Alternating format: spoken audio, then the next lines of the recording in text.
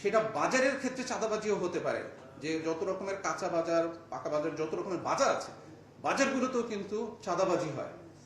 এরকম সব ক্ষেত্রে ব্যবসা প্রতিষ্ঠানেও চাঁদাবাজি হয় বিভিন্ন ধরনের। তো এই স্তরগুলোকে বিবেচনা করে ছোট থেকে বড় সবগুলো স্তরকেই বিবেচনায় রেখে এই চাঁদাবাজির লিস্ট তৈরি করা হচ্ছে। ধন্যবাদ।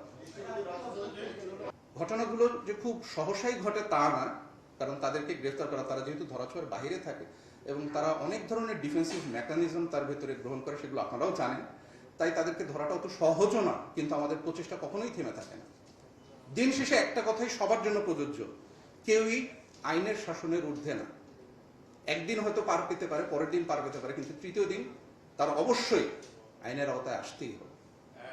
কল্যাণপুরে সিকেডি হসপিটালের যিনি উদ্যোক্তা জি, ডাক্তার কামরুল ইসলামের কাছ থেকে যুবদলের নেতা মঈন চাঁদা দাবি করেছে এবং এই বিষয়টা র্যাব এবং পুলিশের কাছে অভিযোগ করেছে। তো আপনারা এই যুবদল নেতাকে গ্রেপ্তারের বিষয় বা আটকের বিষয়ে কোনো অভিযান বা কোনো উদ্যোগ নিচ্ছেন? অবশ্যই অবশ্যই।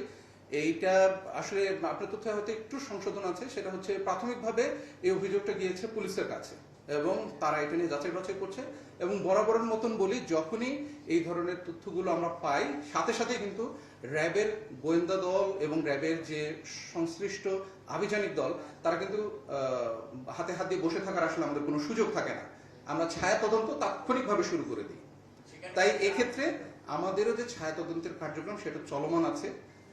কিন্তু যখন আমি সবসময় আপনাদেরকে বলি যে অভিযোগটাই সবচেয়ে বড় না। একটা অভিযোগ আসতে পারে, কিন্তু সেই অভিযোগ আসলে পরে তার সাথে সাথে যাচাই বাছাইয়ের যে প্রক্রিয়া, সেই প্রক্রিয়া চলমান থাকে। আমাদের সেই যাচাই বাছাই প্রক্রিয়া চলমান আছে। আমরা নিশ্চিত হলে অবশ্যই অতি দ্রুততম সময়ে অপরাধীকে আইনের আওতায় আনতে পারবো ইনশাআল্লাহ। এই মুহূর্তে তালিকাটা আমার হাতে নেই, আমি পরবর্তীতে আপনাকে জেনে জানাতে পারবো ইনশাআল্লাহ।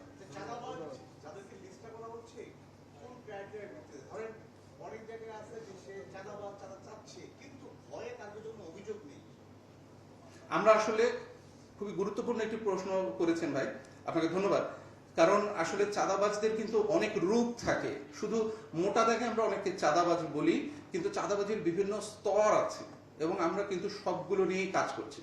র্যাবের 15টা ব্যাটালিয়নকে একই নির্দেশনা প্রদান করা হয়েছে, যাতে করে যেই লেভেলেরই চাঁদাবাজ হোক, সেটা পরিবহন সেক্টরের চাঁদাবাজিও হতে পারে, যে হাইওয়েতে যে চাঁদাবাজিগুলো হয়, সেটা বাজারের ক্ষেত্রে চাঁদাবাজিও হতে পারে, যে যত রকমের কাঁচা বাজার, পাকা বাজার, যত রকমের বাজার আছে, বাজারগুলোতেও কিন্তু চাঁদাবাজি হয়।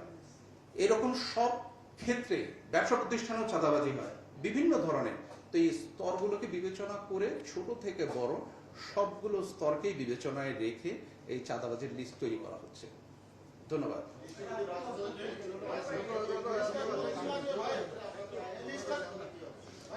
আমি আগেই বলেছি আমার উত্তরে যে যেই লিস্টগুলো তৈরি করা হচ্ছে, এই লিস্টটা আমাদের কাছে নির্দেশনা এসেছে যাতে আমরা আনবায়াসড, আমরা কোনো রকমের বায়াসনেস যাতে আমাদের ভেতরে না থাকে, আনবায়াস একটা লিস্ট প্রস্তুত করার জন্য বলা হয়েছে। আমরা সেই লক্ষ্যে কাজ করে যাচ্ছি।